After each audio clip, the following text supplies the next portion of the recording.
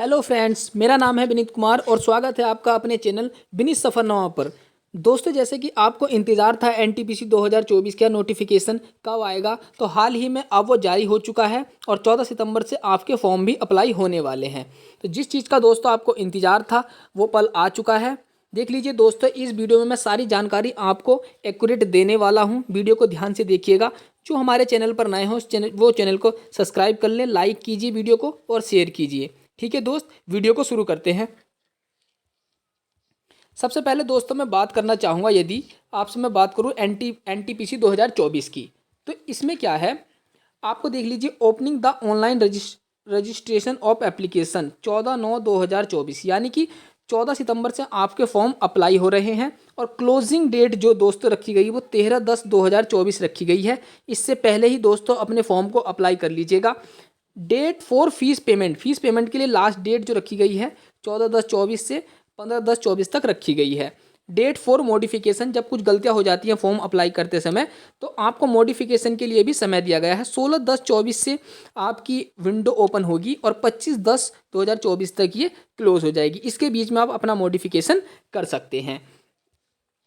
आगे अगर मैं बात करूं किस किस चीज़ की वैकेंसी यहाँ पर आई हुई है, दोस्तों ग्रेजुएशन लेवल पर इन वैकेंसी को निकाला गया है। कौन कौन सी लेवल 5 और लेवल 6 की वैकेंसी यहाँ पर आपको देखने को मिलेगी। जैसे कि फर्स्ट टाइम आपको ये वैकेंसी देखने को मिली है चीफ कमर्शियल कम टिकट सुपरवाइजर, लेवल 6 की पोस्ट है। बहुत अच्छी पोस्ट मानी जाती है, जिससे आप डिप्टी सीटीआई और सीटीआई बनते हैं। ठीक है। स्टेशन मास्टर है। गुड्स ट्रेन मैनेजर की पोस्ट आपको देखने को मिली है, जिसको आप गुड्स गार्ड कहते हो। जूनियर अकाउंट असिस्टेंट कम टाइपिस्ट दोस्तों, जिसको JAA के नाम से जाना जाता है। सीनियर क्लर्क कम टाइपिस्ट की पोस्ट यहाँ पर आपको देखने को मिली है। ठीक है। आगे बात कर लेते हैं दोस्तों, कहाँ कहाँ पर किस तरीके से कितनी एज लिमिट यहाँ पर रखी गई है और कौन सा मेडिकल स्टैंडर्ड इसमें काम करेगा। सबसे पहले अगर मैं बात करूँ चीफ कमर्शियल कम टिकट सुपरवाइजर की, लेवल 6 की पोस्ट है दोस्त। 35,400 इसका बेसिक पे होता है और B2 इसका मेडिकल स्टैंडर्ड है दोस्त। आगे बताऊंगा B2 में आपकी क्या क्या क्राइटेरिया होता है जो हम अप्लाई कर सकते हैं। ठीक है। 18 से 33 साल तक दोस्तों इसको डाल सकते हैं नॉर्मल तरीके से, लेकिन जब कोरोना की वजह से यहाँ पर 18 से 36 तक एज की यहाँ पर छूट दी गई है और 1736 वैकेंसी दोस्तों यहाँ पर आपको चीफ कमर्शियल कम टिकट सुपरवाइजर की यहाँ पर देखने को मिलेगी। देख लीजिए 18 से 36 है विद 3 ईयर्स रिलैक्सेशन एज पर डिटेल इन CEN। ठीक है ना, आपको दोस्तों यहाँ पर 3 साल की छूट दी गई है एज में। उसके बाद बात करेंगे स्टेशन मास्टर की, लेवल 6 की पोस्ट यह भी होती है। 35,400 इसका बेसिक पे होता है। A2 मेडिकल होता है दोस्तों, इसको बहुत ध्यान से देखना है आपको। A2 मेडिकल स्टैंडर्ड यहाँ पर इसका पूछा जाता है स्टेशन मास्टर का। वही 18 से 36 एज और 994 में ही केवल यहाँ पर आपको वैकेंसी देखने को स्टेशन मास्टर की देखने को मिली है। ठीक है। आगे बात कर लेते हैं ट्रेन मैनेजर की। गुड्स ट्रेन मैनेजर जिनको कहा जाता है, गुड्स गार्ड भी इनको बोल देते हैं। लेवल 5 की पोस्ट है दोस्त। 29,200 इसका बेसिक पे होता है। A2 मेडिकल स्टैंडर्ड इसमें माना जाता है, स्टेशन मास्टर वाला ही। ठीक है। 18 से 36 एज यहाँ पर रखी गई है। 3,144 वैकेंसी ही कुल यहाँ पर देखने को अब की बार मिली है। कम ही वैकेंसी है दोस्तों अब की बार, लेकिन फिर भी जितनी आई है वही सही। जूनियर अकाउंट असिस्टेंट कम टाइपिस्ट, लेवल 5 की पोस्ट आती है। JAA के नाम से इसको दोस्तों पोस्ट को जाना जाता है ना। बेसिक पे इसका 29,200 और C2 मेडिकल स्टैंडर्ड होता है। देख लीजिए C2 मेडिकल स्टैंडर्ड का क्राइटेरिया दोस्तों बताऊंगा आगे क्या होता है। 18 से 36 यहाँ पर एज और 1507 ही यहाँ पर वैकेंसी दोस्तों यहाँ पर देखने को मिली है। सीनियर क्लर्क कम टाइपिस्ट की अगर मैं बात करूँ तो यहाँ पर लेवल 5 की ही पोस्ट होती है। 29,200 यहाँ पर बेसिक पे। C2 मेडिकल स्टैंडर्ड होता है और इसका भी JAA का भी C2 मेडिकल स्टैंडर्ड होता है। 18 से 36 एज यहाँ पर पूछी जाती है और 732 वैकेंसी दोस्तों यहाँ पर देखने को मिली है। कुल वैकेंसी जो ग्रेजुएशन लेवल पर लेवल 5 और लेवल 6 की आई हैं वो 8,113 वैकेंसी ही दोस्तों यहाँ पर टोटल देखने को आपको मिली है। क्या क्या यहाँ पर दोस्तों बदलाव किए गए हैं, बहुत बड़ा बदलाव यहाँ पर अब की बार किया गया है। आगे बात करेंगे उस बदलाव की। वीडियो को पूरा देख लीजिएगा दोस्त, आपको पता चल जाएगा कि क्या बदलाव किया गया है। जैसे कि मैंने बताया पहले ही, 3 ईयर्स की जो यहाँ पर एज में छूट दी गई है कोविड-19 पैनेडेमिक की वजह से ही यहाँ पर आपको ये छूट दी गई है 3 साल की। ठीक है। आगे आगे जो आपको OBC को 3 साल की मिलती है और SC ST को 5 साल की मिलती है, वो तो आपको दोस्तों मिलेगी ही। आगे बात कर लेते हैं इसमें क्या क्या दोस्तों आपको बदलाव देखने को मिले हैं। सबसे पहले अगर मैं बात करूं आपका यहाँ पर देख लीजिए दोस्त क्या क्या आपको करना होगा। सबसे पहले आपको देख लीजिएगा, देखिए स्टेशन मास्टर के लिए आपको कंप्यूटर बेस्ड एप्टीट्यूड टेस्ट यहाँ पर होगा, ठीक है। टाइपिंग स्किल टेस्ट यहाँ पर होगा JAA के लिए, और सीनियर क्लर्क कम टाइपिस्ट के लिए यहाँ पर आपका टाइपिंग टेस्ट भी होने वाला है। देखिए दोस्त, एक इम्पोर्टेंट बात यहाँ पर रह गई है जो मैं बताना चाहता हूँ। देखिए, candidate should ensure that they possess full all eligibility condition persevered for the post as on the closing date of online registration as on 13/10/2024, यानी कि आपका रिजल्ट जो है ग्रेजुएशन का या सारी जो चीज़ें हैं जो मांगी गई हैं वो 13/10/2024 से पहले कंप्लीट हो जानी चाहिए, जो आपकी लास्ट डेट रखी गई है। Candidates waiting for final result of prescribed education qualification should not apply, यानी कि इसके बाद अगर आपके रिजल्ट वगैरह आते हैं तो आप अप्लाई नहीं कर सकते हो। इससे 13/10/2024 से पहले ही चीज़ें आपकी कंप्लीट हो जानी चाहिए। देखिए दोस्त, यहाँ पर मेडिकल स्टैंडर्ड देख लेते हैं कि मेडिकल स्टैंडर्ड में यहाँ पर क्या मांगता है।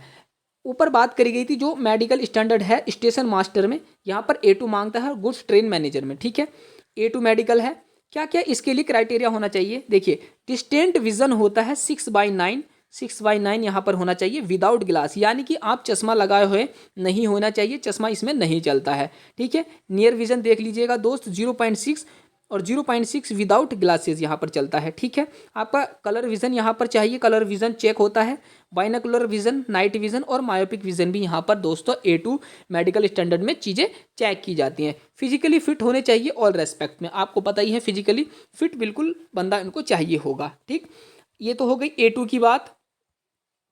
आगे बात करते हैं दोस्तों A3 की। A3 में आपको क्या चाहिए होगा? देखो, डिस्टेंट विजन 6/9 विदाउट ग्लासेस इसमें चलेगा।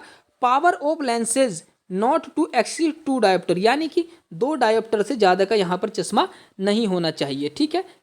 देखो, विदाउट ग्लासेस है ना, power of lenses not to exceed 2 dioptre, 2 dioptre से कम का ज़्यादा का यहाँ पर नहीं चलेगा, ठीक है ना। अब बात कर लेते हैं B2 की। देखो, B2 में क्या दिया गया है? B2 इंपोर्टेंट है। फिजिकली फिट होना चाहिए ऑल रेस्पेक्ट में। डिस्टेंस विजन 6/9, 6/12 चलेगा विद और विदाउट ग्लासेस, यहाँ यानी कि यहाँ पर दोस्तों चश्मा चल सकता है आपका, ठीक है ना। Power of lenses not to exceed 4 dioptre, यानी कि 4 डायोप्टर से ज़्यादा का चश्मा आपका नहीं होना चाहिए B2 मेडिकल स्टैंडर्ड के अंदर। बाकी जो चीज़ें हैं आपकी चाहिए ही चाहिए। कलर विजन नहीं होना चाहिए, है ना। और व्हेन रीडिंग और close work is required and must pass test field of vision, binocular vision यहाँ पर दोस्तों चेक होगा आपका, ठीक है। और बात करेंगे अगर C2 की, C2 जो मेडिकल स्टैंडर्ड है इसमें दोस्तों चश्मा चल जाता है। ये JAA और सीनियर क्लर्क कम टाइपिस्ट पोस्ट के लिए लिया जाएगा C2 medical standard. Distant vision यहाँ पर 6/12 विद और विदाउट ग्लासेस, यानी कि चश्मा इसमें चलता ही है। नियर विजन आपका 0.6 कंबाइंड विद और विदाउट ग्लासेस में यहाँ पर चलता है, ठीक है। ये बात हुई आपके मेडिकल स्टैंडर्ड की। बहुत ही सोच समझ के दोस्तों पोस्ट को भरिएगा, मेडिकल स्टैंडर्ड बहुत ज़्यादा जरूरी है। ये लोग क्या करते हैं, जिनका C2 मेडिकल स्टैंडर्ड होता है वो क्या करते हैं, सबसे पहले स्टेशन मास्टर को रख देते हैं दोस्त, जबकि उसमें A2 मेडिकल स्टैंडर्ड चाहिए होता है। फिर गुड्स ट्रेन मैनेजर को रख देते हैं, जबकि जब आपको पता है कि मेडिकल स्टैंडर्ड हमारा C2 है या B2 है तो सबसे पहले दोस्तों आप टाइपिंग वाली पोस्ट को ही फर्स्ट प्रेफरेंस पे रखिएगा, जिसमें आप जल्दी से सिलेक्शन पा सकते हैं, ठीक है। ये थी बात, आप बहुत अच्छे से समझ गए होंगे। मेडिकल स्टैंडर्ड देख कर ही आप अपनी पोस्ट को भरिएगा, ठीक है। आगे बात कर लेते हैं। देखो दोस्त, फीस यहाँ पर कितनी रहने वाली है आपको बताइए। For all candidate except the concession category 500 रुपये यहाँ पर आपको पता है UR की रहने वाली है, ठीक है। और SC ST की यहाँ पर 250 रुपये, ठीक है, रहने वाली है दोस्त। यहाँ पर 500 रुपये UR की रहती है और वो वापस हो जाती है। यदि आप एग्जाम में बैठते हो तो वो चीज़ें वापस हो जाती है। 250 रुपये यहाँ पर जो एग्जाम में बैठेंगे SC वाले, उनकी चीज़ ये फीस जो है वापस हो जाती है। देखिए फ्रेंड्स, अब बात कर लेते हैं स्टेज 1 की। जो CBT 1 आपका होने वाला है उसमें क्या क्या चीज़ें आपसे पूछी जाएंगी। सबसे पहले बात करते हैं, जो एग्ज़ाम का समय रहने वाला है वो 90 मिनट्स रहने वाला है दोस्त, और 100 क्वेश्चन आपसे पूछे जाएंगे। ये बात बिल्कुल ध्यान में रख लीजिएगा। GS जिसे जनरल अवेयरनेस कहते हैं, 40 क्वेश्चन इसके पूछे जाएंगे। मैथमेटिक्स के यहाँ पर आपसे 30 क्वेश्चन और रीजनिंग के यहाँ पर आपसे 30 क्वेश्चन पूछे जाएंगे। टोटल 90 मिनट्स का समय है और 100 क्वेश्चन आपसे पूछे जाएंगे। 40 GS, 30 मैथ और 30 रीजनिंग के क्वेश्चन आपसे यहाँ पर पूछे जाएंगे स्टेज 1 में, ठीक है।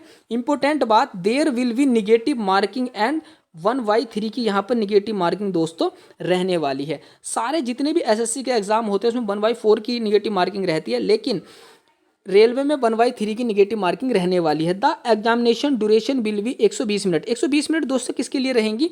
पीडब्ल्यूबीडी जो कैंडिडेट होते हैं, जो दिव्यांग वगैरह कैंडिडेट रहते हैं, उनके लिए 120 मिनट का समय यहाँ पर दिया जाने वाला है,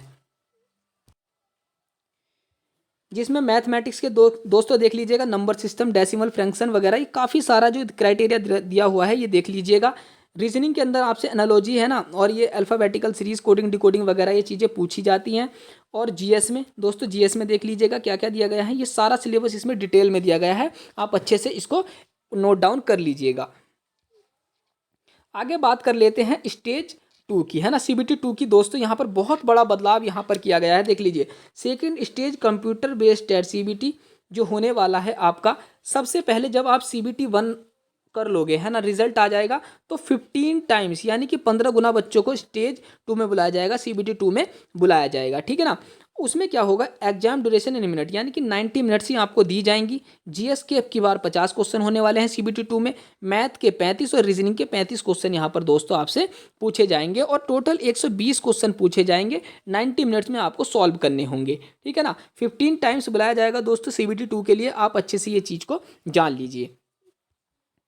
उसके बाद पीडब्ल्यूबीडी के लिए मैंने बताया 120 मिनट यहाँ पर पीडब्ल्यूबीडी के लिए रहने वाली हैं, और 1/3 भी स्टेज CBT 2 में भी यहाँ पर 1/3 की नेगेटिव मार्किंग रहने वाली है। क्या क्या पूछेगा दोस्त, वही मैथमेटिक्स, यानी कि थोड़ा एडवांस सिलेबस आ जाता है, एडवांस चीज़ें यहाँ पर आ जाती हैं। CBT 2 में लगभग सिलेबस सेम ही रहता है CBT 1 का CBT 2 का, बस चीज़ें क्या है थोड़ी हाई हो जाती हैं, हाई लेवल थोड़ा सा पूछा जाता है CBT 2 में।